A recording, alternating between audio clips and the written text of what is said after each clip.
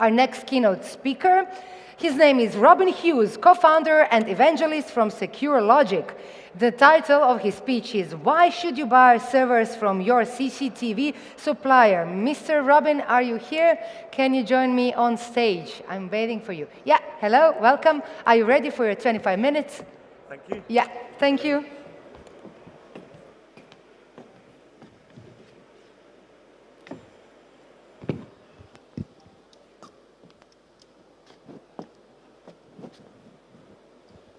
Hello, everybody. Thank you for coming. My name's Robin Hughes, and I'm the founder of Secure Logiq. And I'm here to talk to you today about why should you buy servers from your CCTV supplier. So just a tiny bit about Secure Logiq. We were founded in 2011, 10 years ago, really to fill in a missing piece of the HD surveillance jigsaw. So all we do is we manufacture servers, workstations, and clients specifically designed and optimized for HD surveillance applications. So recording, displaying, video analytics. If it's got something to do with HD CCTV, that's what we do. And the real differentiator between us and the other server suppliers out there is that, first and foremost, we're video people. So just in the executive team, we have over 150 years of HD CCTV experience. Indeed, I'm the guy that introduced megapixel CCTV to this industry about 20 years ago.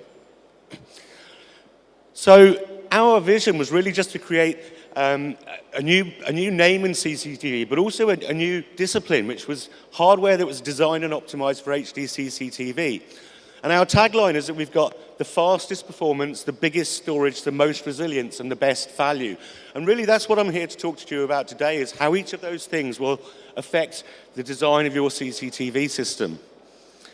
So historically, people have selected best-of-breed cameras, best-of-breed VMS software, and then they've selected a server that was never really designed for video. So HP, Dell, Fujitsu, massive companies, big turnovers, but they don't have a video department. So their off-the-shelf servers were never designed or optimized for video. And that means they have restricted video throughput, they're not efficient for video, they have limited design surfaces, and limited support for video. So when we talk about performance, we make servers that will process up to 4,000 megabits per second of incoming video data, and actually the same outgoing. And the reason is that we design the servers and optimize them specifically for video. So we take out all of the bits. Our primary aim is to get that video through the network card onto the hard drive efficiently. And when we first said we could do 4,000 megabits per second, the obvious question was, well, go on then, prove it. So a lot of our intellectual property lies in the software modules behind our products.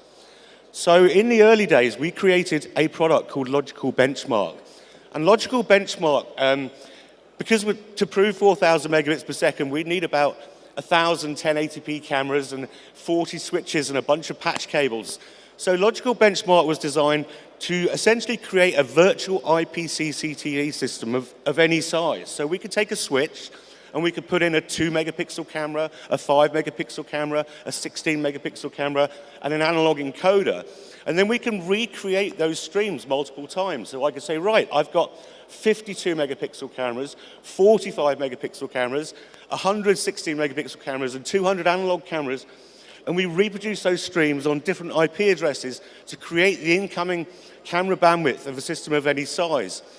And then that software grew, so it allowed us to say, okay, I've got 4 client positions, and each of those has got 4 monitors with 16 streams on. I've got 10 lanes of ANPR. And in doing that, it allows us to test how the server reacts with the different VMS and video analytics applications out there, and it also allows us to prove that we can do a lot more with a lot less hardware. So the server we sell you for a milestone system will be completely different to the server we sell you for Genetec or a Vigilon.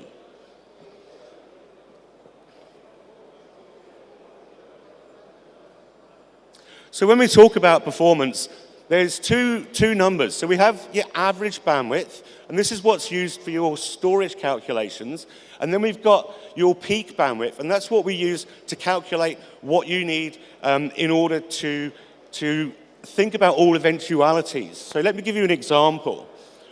Let's think about a CCTV system in a hotel. So you've got cameras in the corridors, a few people walking up and down, really light activity.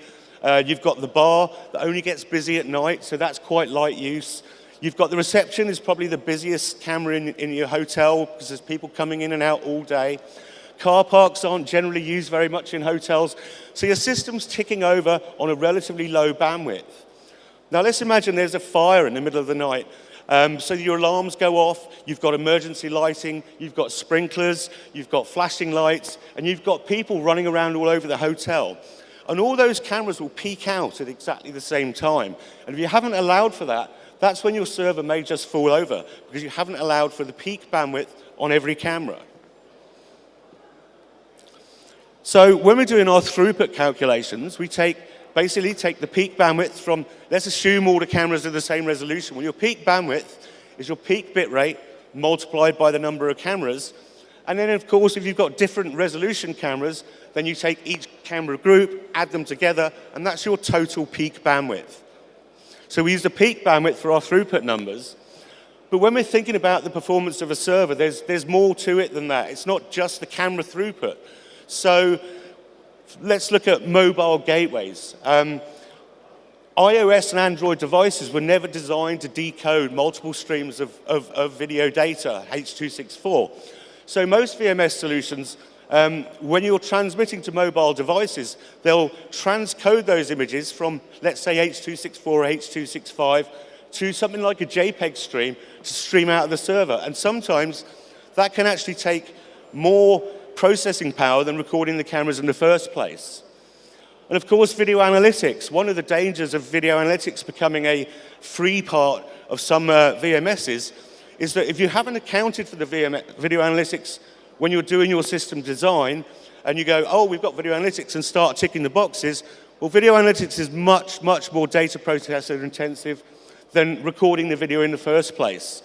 ANPR typically will use a whole core of a processor. So if you've got 10 lanes of ANPR and a 10-core processor, then you need another processor to start recording your video. And then the other one, of course, is your outgoing camera bandwidth. So let's say you've got a big control room and you're viewing all of your cameras at the same time, then you have to allow for the outgoing camera bandwidth as well. So there's a lot to think about when you're designing your server for a video application. So what we say to people is don't come to us with a server specification, come to us with your system design, and we'll tell you what specification you need, and we'll guarantee it. So on to biggest storage. Obviously, we are big data. There is nothing more data intensive than video other than multiple streams of HD videos. So we manufacture servers up to 1.5 petabytes of storage in a single 4U box. And what that means is that you can have less compression, so you can have better image quality. You can have faster frame rates. You can have longer archives. So whilst in the UK we record for 30 days and large parts of Europe record for 7, sometimes in the Middle East they're recording for 180 days. So you need those big storage options. So when we're doing our storage calculations, that's when we use the average bandwidth. And we've got the maths up here on the screen. So your average bandwidth is your average bit rate multiplied by the number of cameras. And so your storage required is that average bandwidth multiplied by your archive time in seconds, multiplied by percentage activity if you're using motion detection. And that last bit is really translating those megabits per second into terabytes of storage. And I just wanted to look at some industry storage calculators here. So I took the exact same numbers, which was 100 1080p cameras recording all of the time, 12 frames per second for 30 days, and I put the numbers in 5 different industry calculators. So you can see here that the Axonsoft calculator said I needed 89 terabytes of storage. Macroscope came back at 55. Axis was the lowest at 49. And then the older Vigilon calculator told me I needed 87, and the new one said 175. And what's interesting here is the maths is exactly the same. So the only difference in those storage calculations is someone's idea of what is a medium image quality, what is an average scene complexity. So what we say is, come to us, we'll do the maths, and we'll guarantee it. So storage is interesting because we have a RAID card in the server, and the RAID card serves two functions. Number one, it helps us distribute all of that processing amongst all of the hard drives, and that's actually the most important function. But it also allows us redundancy on the disks. So when you have your total storage, you have to take some off for what we call RAID, and RAID is a redundancy on the disk. So in our 1U servers, we have 4 hard drives, and one of them is used for RAID, and we call that RAID 5. So we're only using 3 of them for our storage number. In our 2U servers, we don't like to use more than 10 disks without a failover disk. So in our 2U servers, we have what we call, the black one is the RAID disk, RAID 5, and then the red one is what we call a hot spare. And then as we go to the bigger servers, we have more and more axles, which means that when you have a rebuild time, which is when the server is, let's say a hard drive goes down and the server's rebuilding that RAID array, that's really when the server is most stressed. So we try and split into separate axles, and then each of them has RAID, and then the red one again is a hot spare that's shared between those axles. And then when we get to the really big servers, we get really complex solutions like this. And the whole idea is to minimize the loss and maximize the efficiency of the server. But that's not the end of the story either when it comes to storage. So there's other little things that dig away at your storage. We've got the operating system and the application, the VMS or the video analytic. We always separate those off onto separate solid state drives, so that doesn't really matter. Then you've got things like disk firmware, file system, boot data, shadow files, formatting it all. They all take a little bit of storage, but really the big one is base 10 to base 2 conversion. So operating systems actually calculate storage in binary, but all HDDs are made in decimal. So if you buy an 8 terabyte hard drive, it works out at 8 billion kilobytes. But when you put that hard drive into Windows, it shows a 7.45 terabytes. So there's another storage loss, and it's quite a big one. So as a rule of thumb, we'll take 10% off the total storage to account for all of those things. And this is why it's important.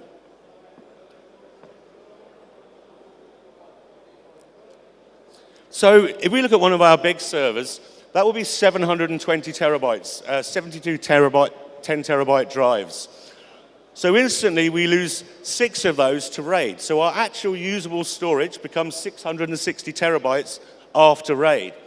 But when we take those other storage losses into account, we lose another 66 terabytes to that big conversion. And if you haven't accounted for that when you're doing your storage calculations, that's quite a big lump to make up. And the most efficient way to sell a server is to use every single disk, because that gives you the most throughput. So expanding that storage array after the fact becomes very difficult. So again, what we say is use a calculator you trust, or come to us and let us do the calculations. And if we do the calculations, we'll guarantee them. So on to resilience. You know, on a typical CCTV system, you might have hundreds of cameras, hundreds of licenses, but just one server. So mission-critical resilience is really, really important. So I won't go through them because I'm going to go through them all separately, but every one of our servers is handmade from the ground up in the UK, specifically for the application. All of our servers feature a 5-year next business day global on-site warranty. We only use enterprise components, and this is really important. You know, there's a lot of servers out there that actually are a bunch of desktop components in a server case. Those components were never designed to run 24/7 for 5 years. We only use enterprise hard drives, and this is important. I've been to a lot of CCTV systems where they've cut corners on the hard drives. There's 3 types of hard drives on the market. You have commodity drives. These are for home PCs. These are for storing Excel documents, Word documents on your home PC. They've got a 1-year warranty for a reason. They're not designed for high throughput applications. Over the last 5 years, we've seen a new generation of disks called surveillance drives. Surveillance drives are great because they are designed for surveillance applications. However, they do have a medium throughput, a medium cache, and a medium failure rate. And really, those drives are designed for DVRs and NVRs, but they were never designed for RAID applications. So we only use enterprise drives because, as I said earlier, we are big data. We are hammering hard drives like nobody else in the entire world. So enterprise drives all come with a 5-year warranty. They're designed to run 24/7 at 100%. And it's really important to think about that when you're looking at your servers for an enterprise application. They have a very low failure rate. So as I mentioned earlier, we use RAID to suit the application. The more drives we have, the more failover drives we have. And we can supply any RAID configuration you want, but all of our RAID configurations are designed and basically optimized for the best value, the best performance, but the lowest risk in terms of that rebuild time. We always battery back our RAIDs.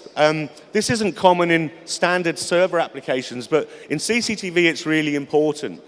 So a high-end RAID card has what's called cache, where you store the information before you distribute it to the hard drives.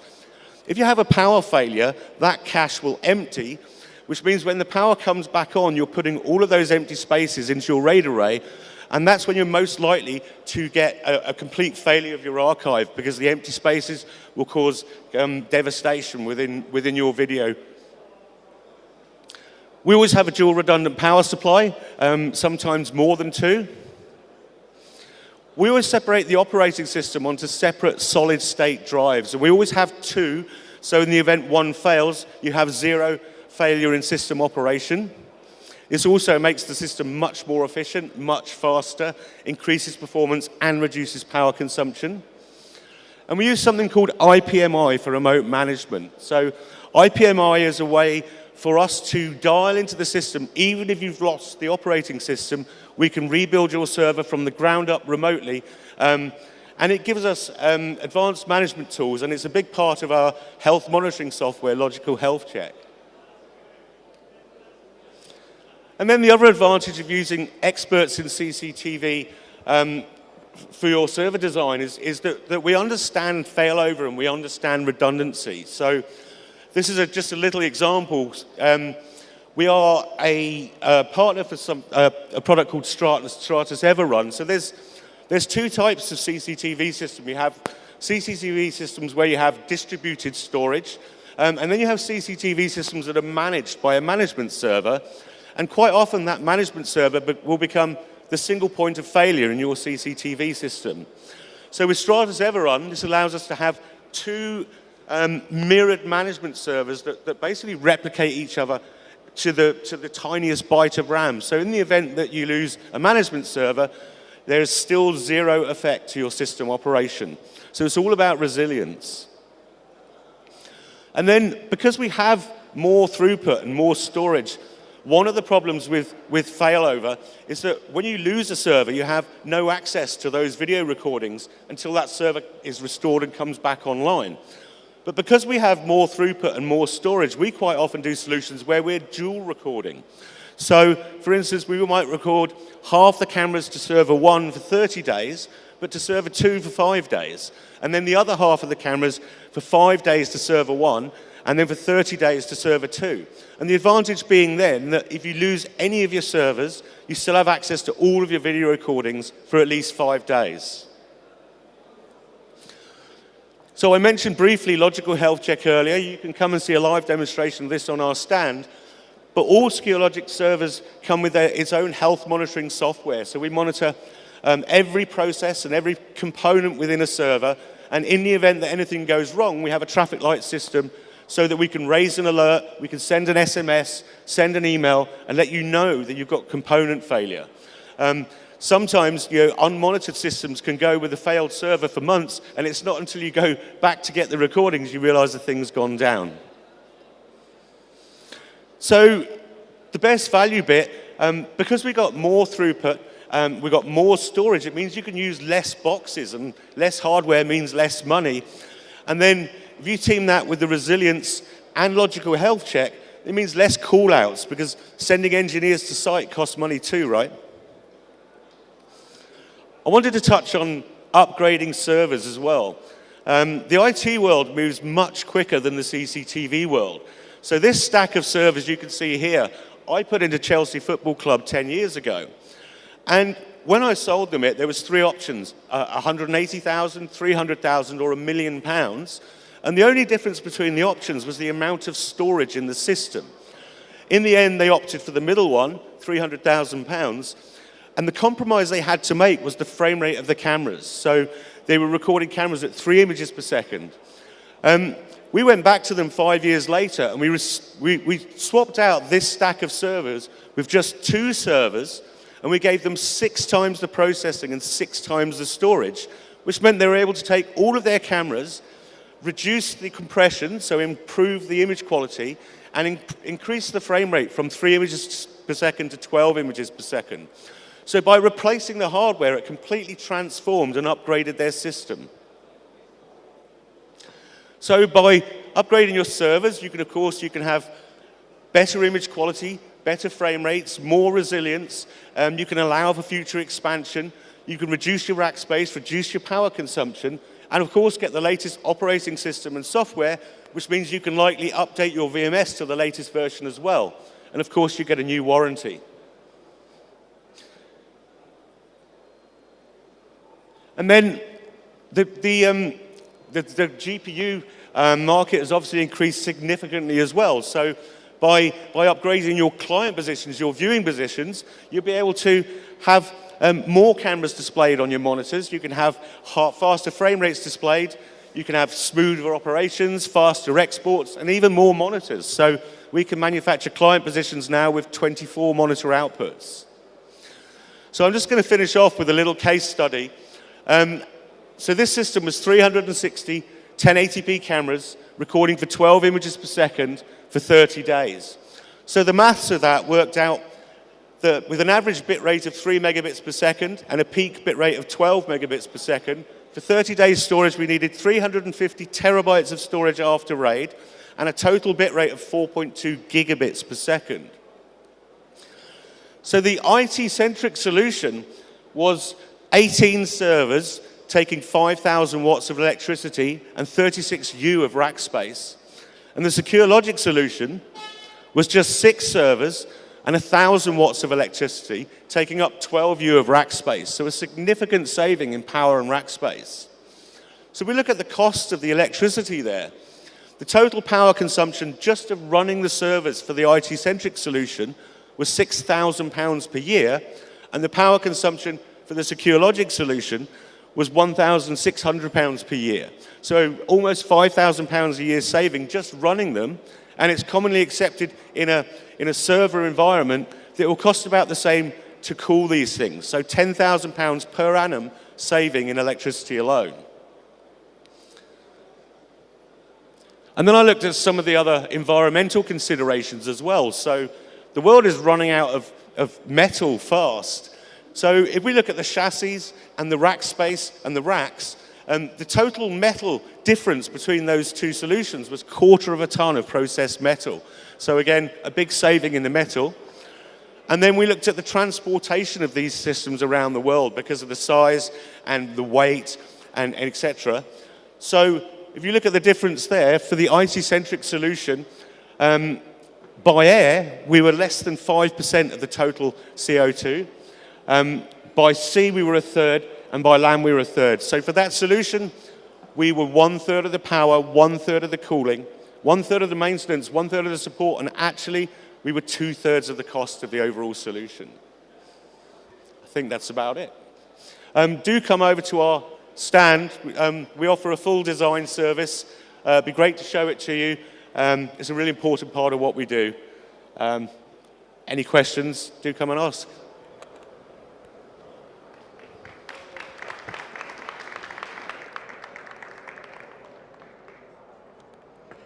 Thank you, Mr. Robin. It was a pleasure. I hope you're going to make some good contacts here at the conference, and have a nice day.